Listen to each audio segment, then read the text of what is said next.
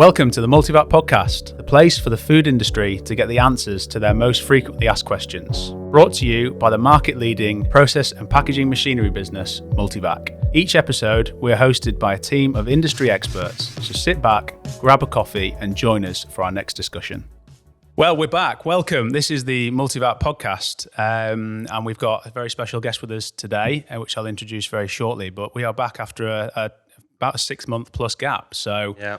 Welcome, everyone. Thank you for sticking with us, and hopefully you get a lot out of the session today, as I say. My name's Elliot Chrisp, so I lead the materials side of MULTIVAC, and we have Chris with us from MULTIVAC as well. Yeah, I'm Chris Howard. I was on the last one. I'm the product sales manager for MULTIVAC, so managing the product development managers and our lovely marketing department as well, who unfortunately can't be with us today. And the big one, so we have a lovely special guest, which is Alice Harlock from the OPRL. So this episode is all about OPRL. So Alice, welcome. Thank you very much. Thank you for having me. It's very nice to be here. Very impressive. I like it lots. Thank you for being here. It's hopefully we've got a lot to go through today. So and we are in the new showroom. Are we calling it showroom, Chris? No, it's we're Innovation Centre. Yes, Sorry, I got that wrong. We're trying to change the name from a showroom to the Innovation Centre, because obviously what we want to try and do is have the customers come here on a journey. So a journey of NPD, new product development. So we've got the new chiller room where we can do all of the processing equipment, package it. We can bring it into our lovely supermarket here, test the products on the shelf, and then take it through over to our left over here where we've got our new test kitchen as well. So it's that full journey of product development, testing and tasting. Tailor-making that package and that whole process for a customer. It's really cool, actually. So that brings us on to Alice. Alice, OPRL. So I better explain who I am and what we are, just to give a bit of an introduction. Yes, please do. Let's get into it. A lot of people say OPRL, what does that mean? So it stands for the On-Pack Recycling label. So we are the company behind, bear with me one second, these labels that you might see on your packaging. Okay. So these labels tell you when you're at home what you should do with that packaging when you've finished with it. So whether you can recycle it, whether you can't recycle it, or whether you have to do something different with it. And that's effectively what our organisation is all about. We work with people like yourselves, with retailers and brands, with packaging manufacturers, all sorts of different suppliers to help to understand what's going to happen to that packaging once it's been finished with. And obviously, we don't just kind of sit in a room and think, well, we like that one, so we'll say yes to that one, or we don't like that one. We have a series of questions that we ask about a piece of packaging to help us decide whether it's going to be recycled. So first of all, we want to know, is that going to be collected? Yeah. And for a lot of us, that's just our household recycling that we have at home. You might have a bin or a box. We just throw everything in. So that's great. There's a collection for it. We can tick that box. We can answer that question, yes. Then we want to know, how are they going to be able to sort those materials out? So can they take the plastic away from the metal, from the paper? Can they separate those out and send them off to the reprocessors to be turned back into something else? And if we can say yes to that question, great. And then the last thing we need to ask is, so it's going to be collected, it can be sorted, reprocessed, what's it going to be turned into? So is it going to be recycled? Exactly. Right, okay. And from our point of view, it's not about whether it's coming back into packaging, it's just that there's a viable end market for it. So not all packaging comes back into packaging, some of it will go off into agriculture, automotive industry, all sorts of different places. But as long as there's that viable end market, then we can say, yes, it's going to be recycled, we can give it a recycle label. And obviously there will be places where we have to answer no to that question. So there will be some materials that actually not many local authorities can collect. Okay. So we can't give it a recycle label. We have to say to the consumer, sorry, you can't recycle it. So it needs a don't or a do not recycle label on there. And then there's a kind of a middle ground, which actually is quite relevant for quite a few of the materials that you guys do, isn't it? This is why, yeah, it is, yes. So there are some materials where it's not going to be collected through the household recycling. We have to do something different as a consumer. So when you've finished with your packaging, you have to take it somewhere else for the collection to happen. And that is the case for a lot of plastic films. And it's because the local authorities don't yet have the collection available for plastic films. We can't put them in the household recycling collection yet. we've got to take them somewhere else. And for a lot of cases, that's you take them back to the supermarket. You might see those big kind of bins or containers at the front. I saw one at the weekend where it said soft plastics only. That's so it. crisp packets, Yeah. films, Exactly. things like that. Yeah. All of those things, exactly. And you take those back to the supermarket, and we know then from that point on, all the other questions are going to be answered yes, and those materials will get recycled. Which is, so this is why I really wanted you on the show, because OPRL to me is like a household name. Like you say OPRL, I know exactly what you mean. And for all of our customers, that's not always the case, which I find quite crazy, because OPRL has such a big influence on the packaging industry and the food industry and the consumer. And you all use this on a day-to-day basis. You will look at the back of the pack, look at the green label, look at the black label, and immediately have that engagement with it. Yet we need to increase the understanding of what OPRL does in the background to get to that point. Yes, although I would say that, you know, I speak to loads of people, you know, even trying to describe to my family what I do. I would never say I work for OPRL. I would say I'm the person who helps retailers and brands put those recycling labels on packaging, because that's the bit that people see. And I guess, is it important that people know who OPRL are? No, but it's important they understand what the labels mean. Exactly, yeah. And that's and that they trust the labels. So we've done some consumer research, and we know that when we speak to people, they understand what our labels mean. You know, 75% of people know exactly what that recycle label means and what they need to do, which is really important. Particularly when you see that sometimes there's other labels on packaging, recycling labels on packaging, people make assumptions they know what it means, but they don't, and it can get really confusing. Yeah. And one of the biggest reasons why people don't recycle is because they're confused. They don't understand what should be so going true. where. So anything we can do to help that and make it easier for people is really helpful. It's a really important subject, isn't it, to get that message, which is such a complicated message, Definitely. as simple as possible, and it's really difficult to do. Yeah, absolutely. I was having a conversation with my husband the other day. He's got a bit of a bugbear going on at the moment about cartons or boxes, as we like to call them in our house. And he picked up a cereal box and he said, "Why have they got carton on the label? It's a box. Why are they calling it a box?" And this is exactly right. You know, we live in our little packaging bubbles, maybe not so much you, but, you know, we live and breathe packaging day to day. And if I said to you, "Oh, yeah, it's a fibre carton," you'd know exactly what I meant. And if I said that to you, you might go, "What?" Yeah. Exactly. So we've got to remember that when we're communicating with the customer, which is basically us, isn't it? How do we make it simple and straightforward for everyone to understand? Yeah, That's exactly. really important. Yeah.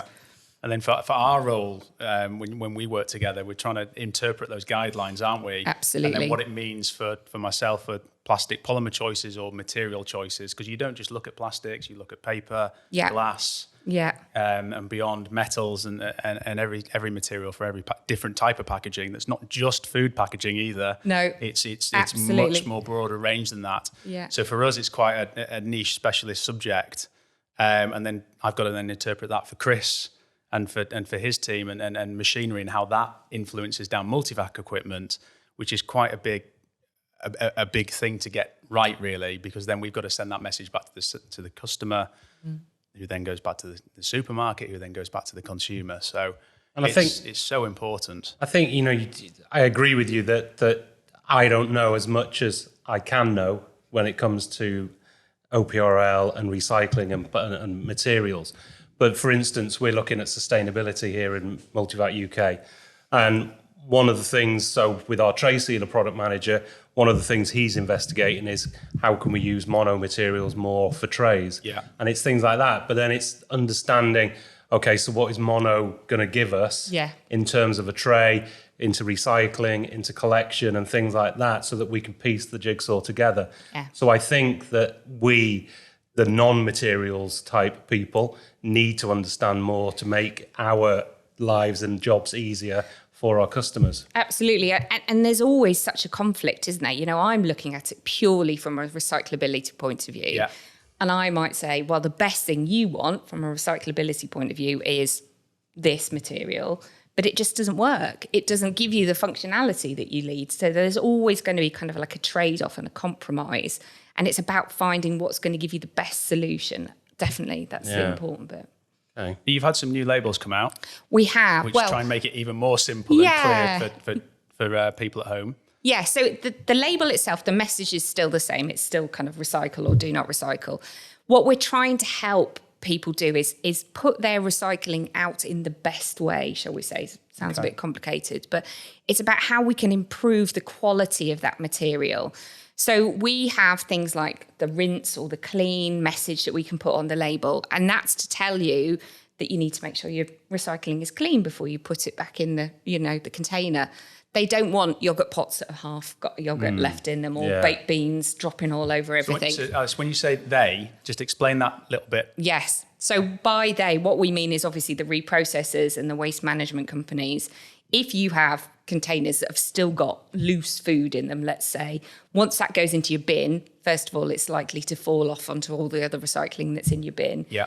And then it will go through the sorting process, and you'll get baked beans going everywhere, and, it'll end up at the reprocessors and everything's covered in bean juice. It's just not going to be very nice. And also it makes your bins stink, let's be honest.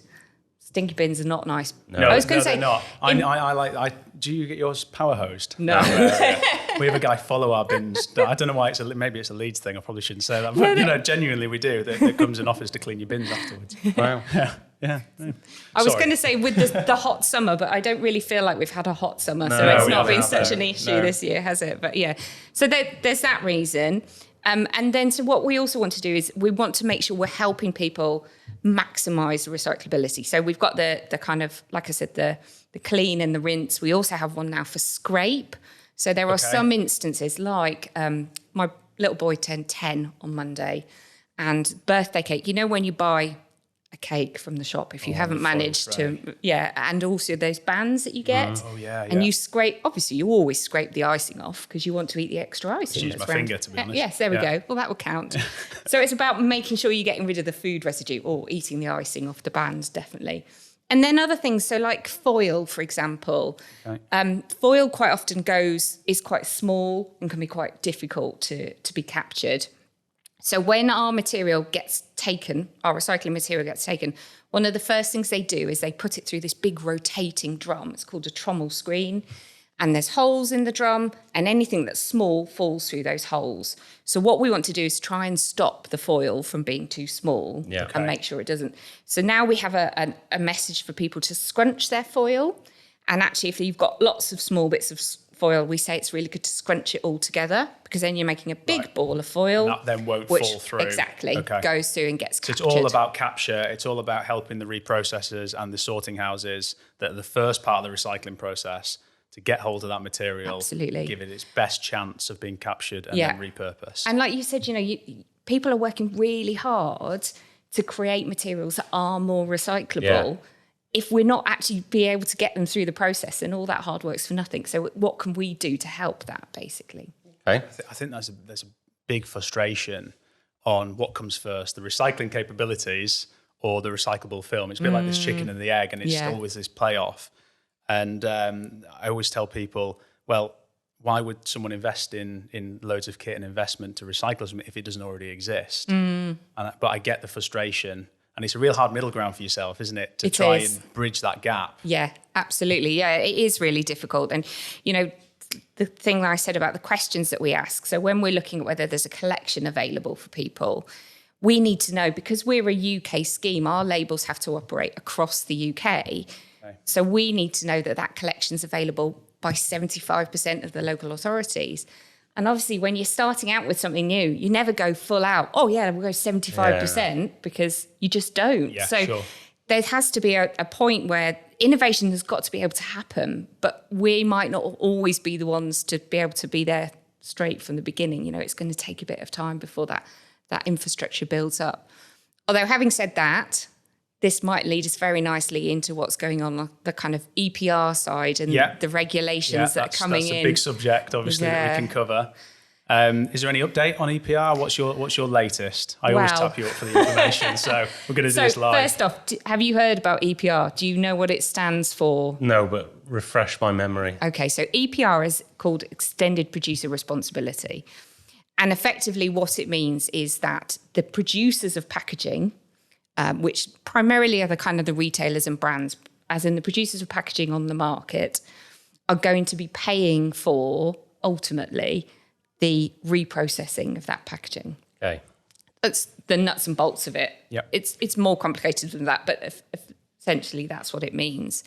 So what's going to happen is that this is coming in from next year onwards, various levels, and there's going to be a lot of information gathering. People have got to start reporting on what packaging they're producing, and then they will be paying certain fees based on the packaging they're producing, but also the recyclability of the packaging. Okay. So if you have a really recyclable piece of packaging, you will pay less than if you had a less recyclable or a not recyclable piece of packaging. Alongside all of that, there is mandatory labelling for recycling, which obviously I'm really pleased about. Yes. So every piece of household packaging, every piece of consumer packaging, whether it's grocery, non-grocery, doesn't matter, has got to have a label on it to say whether it's recyclable or not. And that is going to be the OPRL labels. Yeah, so the swoosh and the words recycle or do not recycle.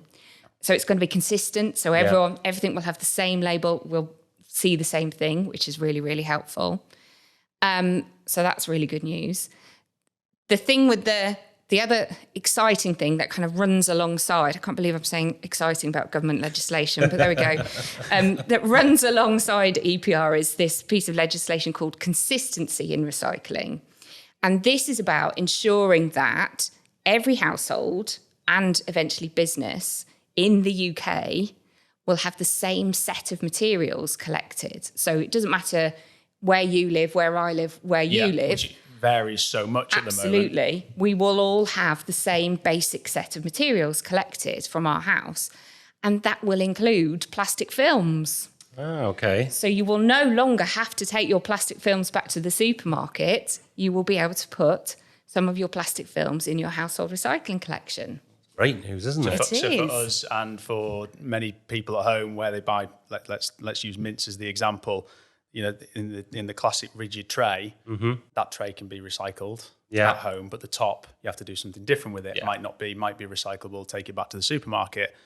Going forward, the hope and the plan is to have all of that at curbside, at home, at the convenience of every consumer. Yeah. Wow. Which is very exciting. Yeah. It is very sad when we say it's exciting. exciting, but it is genuinely a huge move that's needed to happen.